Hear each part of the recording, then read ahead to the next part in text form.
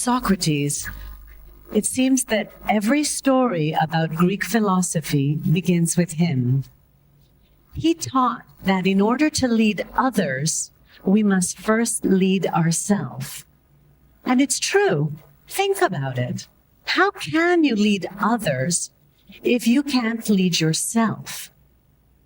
How can you expect other people to follow you if you don't know where you're going? So it's logical to conclude that self-leadership is by far the most important skill you will ever acquire. But what exactly is self-leadership? Self-leadership is knowing who you are, what you want, and why you want it. It also entails making a decision and inspiring yourself to follow it through and have others follow it too. It's a complicated thing, as you can see. Plato, the student of Socrates, said that the first and greatest victory is to conquer yourself. The importance of self-leadership has been stressed since the beginning of time, when the ancient Greek bards used to recite the story of the Iliad and the Odyssey. The Odyssey, a story of a sailor setting off on a perilous journey. Odysseus was his name, and he yearned to reach home. And it took 10 long years of fighting struggle and obstacle after obstacle. And in the end, he reached home. He reached his goal. Because his goal was virtuous and clear. So today I'm going to share with you the 3 golden principles of Greek philosophy for self-leadership. It has remained the same over thousands of years because it works. But first, I'd like to share with you a little of my story. I was growing up in Canada. I was the daughter of immigrants, Greek immigrants, to Montreal. And my parents wanted to connect with my history and my heritage. So while other classmates were getting bedtime stories like Cinderella and Sleeping Beauty, my parents would read to me from the Iliad and the Odyssey, the Greek myths and Aesop's fables. Now, fast forward my life, I'm 22 years old. I've come back from London where I studied international banking and finance, and I'm working in a big British bank. My career seems promising. I have a big office and a big paycheck. On the inside, though, I feel horrible and frustrated. Why? Because I feel that my natural talents are not matched in the bank, in this career. I'm a people's person, not a numbers person. And sometimes I tell my father about this, who was the CEO of a bank, and he would say, my dear daughter, he would tap me on the shoulder and say, dear daughter, life is very difficult. It's okay to read philosophy and psychology, but stick to your safe job and your paycheck.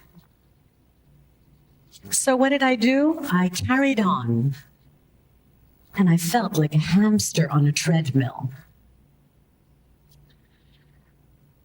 I start to make mistakes at the bank because I'm unmotivated. And all these mistakes culminate into one big mistake, where I'm called in to do a presentation in front of the board of directors. Now, I do the presentation, but I feel terribly embarrassed. I didn't do a good job, not for my standards, not for the standards I know I can deliver. So at the end of that day, I face my biggest fears and I hand in my resignation. Now, did things go better after that? Of course not. They got a lot worse. First, I had a very big argument with my father, a dramatic Greek-style drama argument, where he said to me, "You're making a terrible mistake. You're going to live to regret it." He ousted me out of the house and said to me what amounts to an ancient motto the Spartans would say to the soldiers going off to war. "Tan iepitas." In other words, come bearing your shield as a victor or dead on it. What did I do? I had no plan. I just took any savings I had and I just took off. I had a backpack and I started walking. I started backpacking through Asia Minor on my own. No plan at all. I continued trekking, joined up with other groups and ended up trekking through Europe. Eventually my money ran out. So I had to take a job. Any job would do. Low-paying jobs. I was waitressing. I was a sales girl. I saved my money and tried my own businesses, but they failed and left me without any money. This was terrible. I had to lower my head. I was ready to go back to my father.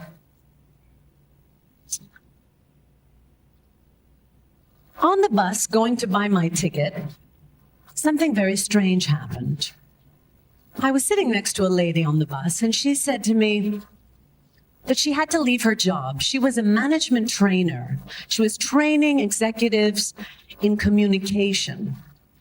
And she said that she had a big problem because she had to replace herself at that job. I explained to her that I would be very happy to do that job, and we spoke, and basically she hired me on the bus. She said, "Show up tomorrow, you got the job." That's what I did. I showed up at this great management training company. I started giving classes with managers. My students said that I was really talented at what I was doing.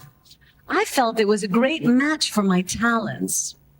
And what's even better is the founder of this company, he said that Aristotle and Socrates were the main inspiration for his seminars, that they were based on their teachings. So I had finally found my place in life. Now, why did I just tell you all this story? I told you this story because it's a great example of what you should never do. Let's face it, I got lucky. Leaving your safe comfort zone without a plan, with no strategy, is foolish, ineffective, and downright dangerous.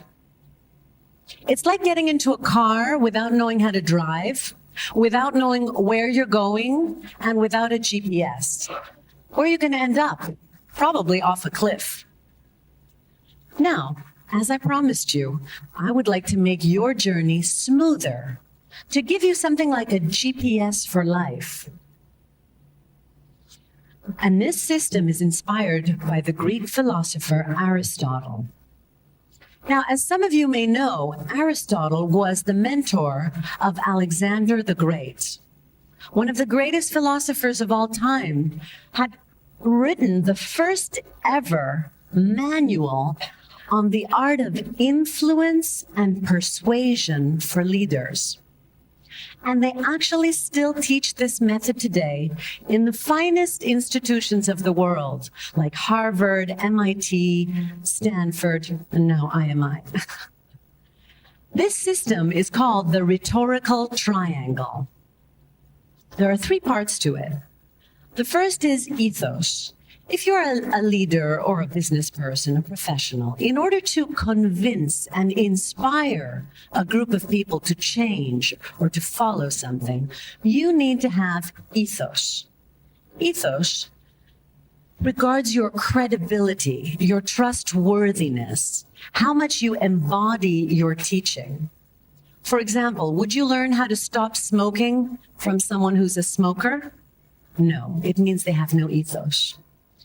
Next, in order to influence, you need pathos, the root of the word passion.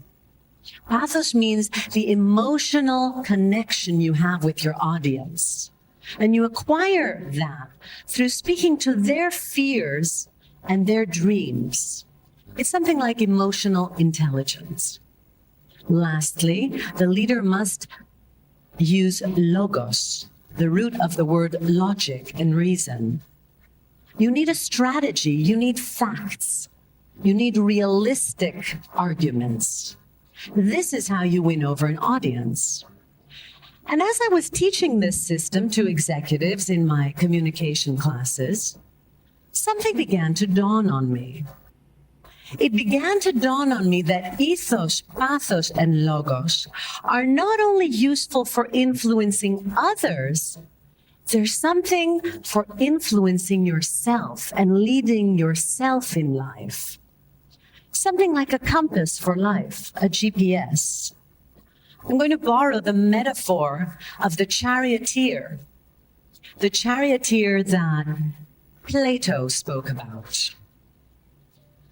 In the charioteer metaphor, you are ethos. The charioteer is the ethos. In other words, you are basing your decisions and your life on being ethical, having ethos, being truthful. And this gives you several things. First of all, it gives you a great reputation, which is priceless, both in business and in your personal life. Second, ethos will give you strength and courage to follow through no matter what. And most importantly, ethos will actually help you to be happy and fulfilled as a human being. And this is mainly because people with ethos, they follow their beliefs, they say what they think, and they follow through with action. In other words, most people are thinking one thing, saying another, and doing another. That's fragmented. You're not in your power. You're not aligned without ethos. No one likes a hypocrite or a liar or a cheater. We shun them as a society. Why would you want to be such a person? You could never be happy. And I'm not saying that to be a good citizen only. It's for egotistical purposes. It's to make you happy, you well-balanced, you an integrated human being. Ethos is its own reward. You do it for itself. Ethos is basically the first filter through which you should pass any major or minor decisions through. You ask yourself, is this decision aligned with my values, with who I want to be as a human being, with my best self? I'm not saying you have to be perfect. You have to just keep striving to be excellent. This is another motto, ain aristevin, which you also see in many great institutions. Ain aristevin means ever to excel. Remember, the charioteer has two horses to manage and control, the white horse and the black horse. The black horse is your pathos. That is the second filter through which you must pass your decisions. How do you feel about the decision? What does your heart say? What are your fears? Address your fears. Manage your fears with calm. And lastly, we have logos. Is this decision logical, reasonable? Is it based on science and facts? And is it a realistic decision? Is your goal clear?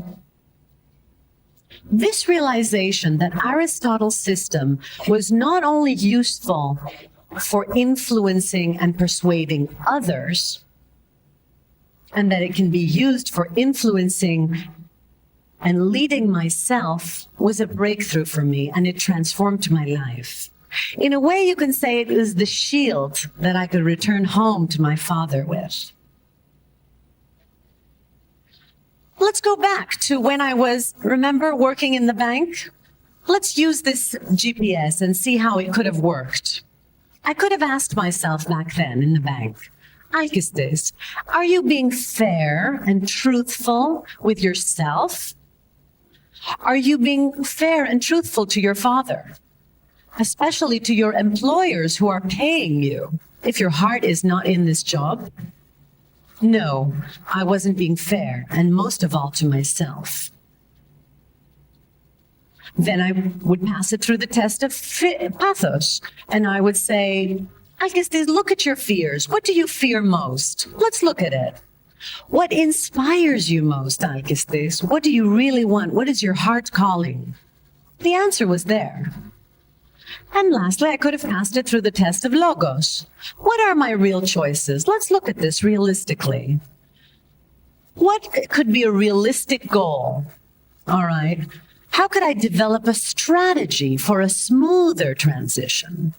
Now, I'm not saying that I wouldn't have had trouble in switching careers. My life just would have been a lot smoother. And that's what we all want, right? So in conclusion, what are these Greek philosophers trying to tell us? They're saying, live with ethos, channel your pathos, and apply your logos. They give us a structured way of going through life. What's it all for? What is this whole method for? What is this system that I'm offering to you? What is it for? It's for something the Greeks call eudaimonia. Eudaimonia is something much more than happiness. It's about fulfillment and thriving. Imagine a boat going with the winds in its sail. This is how your life can be. In fact, this is the breakthrough of Greek philosophers. They claimed that all of us, not just the kings or the pharaohs, all of us each have the right to pursue our happiness. And they gave us the tools for that. And isn't that what we all really want? Thank you.